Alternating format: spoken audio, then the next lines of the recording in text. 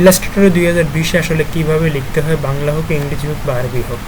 হ্যাঁ, আরবি বাংলা এগুলো সব কিছু ওয়ার্ডের নিয়মে একদম সহজ, এটা কীভাবে লিখতে হয় আমরা দেখিয়ে দিচ্ছি। এই জন্য আমরা যে টুলসটা ইউজ করবো সেটা হচ্ছে টাইপ টুল। এই যে টাইপ টুল, টি সদৃশ যেটা, এটা টাইপ টুল। এটা অনেক অপশন আছে, সাধারণত এই টাইপ টুলটা আমরা ইউজ করে লেখালেখি করবো। টাইপ টুলে ক্লিক করলে যে একটা অপশন আসছে, আমরা যেই জায়গায় লিখবো ওই জায়গায় আমরা এটা নিয়ে একটা বাম পাশে মাউসে ক্লিক করবো, করলেই যে লরেন পেজটা চলে আসছে। মনে করেন একটা সাধারণ একটা রুলস যে লরেন পেজ যে কোনো সময় আসবে। এটা এখানে ওই যে কালো আছে আশপাশে, মানে কি এটা সিলেক্ট আছে। আমাদের এই যে সিলেকশন টুলে ক্লিক করে দেখবেন এটা কিন্তু কালোটা চলে গেছে, এই যে একটা লেখা আছে। আমরা যদি এটা এডিট করতে চাই, এটা ডবলে ক্লিক করবো, কইরা মনে করেন যদি নিচে এখানে কি আছে, এখানে আমরা ইংরেজি আনলাম, কন্ট্রোল আল্টটা বেরিয়ে ইংরেজি আনলাম বা আনলাম, এখন ইংরেজি কিছু লিখতে পারবো। এটা সিলেক্ট থাকা অবস্থায় মনে করলাম কি লিখলাম, মাই নেম ইজ আমিমল, হয়ে গেছে কিন্তু লেখা। যদি আমরা বাংলা লিখতে চাই, এখন লেখা নাড়াচাড়া করতে হলে অবস্থা মনে করেন আমরা লেখাটা যদি নাড়াচাড়া করতে চাই তাহলে এখন নাড়াচাড়া করতে পারবো। এই জন্য আমরা সিলেকশন টুলে ক্লিক করলে এই যে আশপাশে একটা ক্লিক করলাম, এখন কিন্তু এই দুইটা আমরা নাড়াচাড়া করতে পারবো, নাহলে কিন্তু নাড়াচাড়া করতে পারবো না। আর এডিট করতে হলে একটা লেখার মাঝখানে ডবল ক্লিক করলে এখন এডিট করে যাবে। এখন মনে করেন আমি এখানে বাংলা লিখলাম, তাহলে কন্ট্রোল আল্ট ভি দিয়ে ইউনিকোড আনলাম, তারপর লিখলাম কি আমি মূল।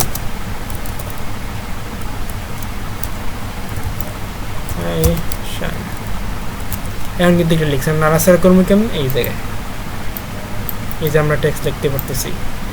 এখন হচ্ছে আমরা টেক্সট কীভাবে কপি করতে হয়, টেক্সটটা কপি আমি কন্ট্রোল সি, এটা সিলেক্ট থাকা অবস্থায় কন্ট্রোল সি মারলে কপি হয়ে যায়, আর কন্ট্রোল ভি মারলে পেস্ট হয়ে যায়। আবারও বলছি, কন্ট্রোল সি লেখা সিলেক্ট থাকা অবস্থায় কন্ট্রোল সি মারলে কপি, তারপরে কন্ট্রোল ভি মারলে এটা পেস্ট হয়ে যাবে। এটা ইচ্ছা মতন বসাতে পারবো। আশা করি বুঝতে পারছি। এই লেখাটা যে ফুল লেখাটা আমি কালো আছে চেঞ্জ করতে চাই, এটা সিলেক্ট করা অবস্থায় এই যে এখানে ফিল্ড কালার, এখানে ডবল ক্লিক করলে এখান থেকে ইচ্ছা মতো আমি একটা কালার মনে করেন একটা এরকম নিয়ে নিলাম একটা কালার, এটাকে নিয়ে দেখেন এটা কালারটা চেঞ্জ হয়ে গেছে। কিন্তু মনে করেন আমি লেখা শুধু স্থানটা কালার চেঞ্জ করবো, ডবল ক্লিক করবো, এখন ফুল সিলেক্ট আছে, আমি না এটা ক্লিক করে শুধু স্থানটা সিলেক্ট করবো, করে আমি কালারটা মনে করেন লাল দিয়ে দিলাম, লাল দিয়ে দিলাম, এটা কালারটা কিন্তু চেঞ্জ হয়ে গেছে। আশা করি কালার জিনিসটা যে হয়ে গেছে। এটা কপি পেস্ট কেমনে করে এটা আমি দেখাইতে পারছি।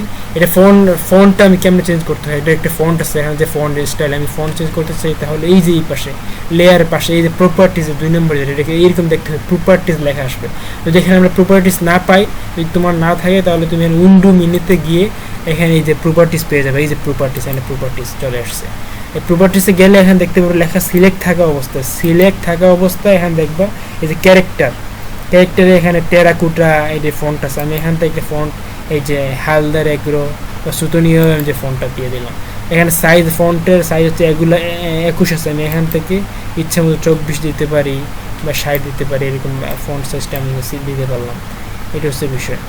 তারপরে এটা আমি মাঝখানে নিতে চাইলে মাঝখানে, সাইডে নিতে চাইলে এরকম নিতে পারি। এটা তুমি চেষ্টা করে দেখবে কেমন কি আমি করে, আশা করি বুঝতে পারবো।